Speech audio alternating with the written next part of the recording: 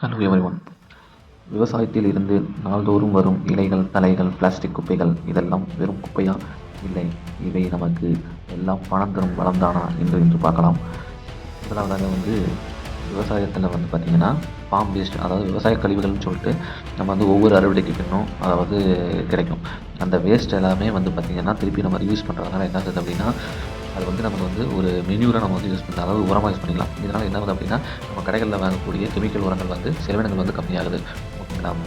Chemical உரங்கள் எல்லாமே பார்த்திங்கன்னா தண்ணியில் அடிச்சுட்டு போயிடும், இல்லைனா ஆவியாகி போயிடும். ஓகேங்களா?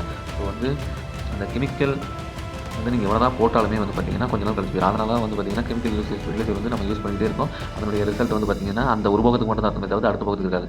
ஆனால் இந்த மாதிரி கரிம உரங்களை நம்மளே போட்டோம்னா, நீங்கள் இப்போ போட்டிங்கன்னா கூட நீங்கள் இந்த வருஷம் ஃபுல்லாகவே அந்த சத்து வருஷம் ஃபுல்லாக மண் இருக்கும். ஓகேங்களா? அதை வச்சு நீங்கள் 5 போகம் 10 போகம் பண்ணலாம். அதே மாதிரி மண்ணிலே தான் இருக்குமே தவிர்த்து மண்ணிலேருந்து போகாது வெளியே. ஓகேங்களா? அதனால் விவசாய பண்ணை கழிவுகளை முடிஞ்ச அளவுக்கு யூஸ் பண்ணி நீங்கள் கெமிக்கல் ஃபெர்டிலைசரை கம்மி பண்ணுங்கள். தேங்க்யூ.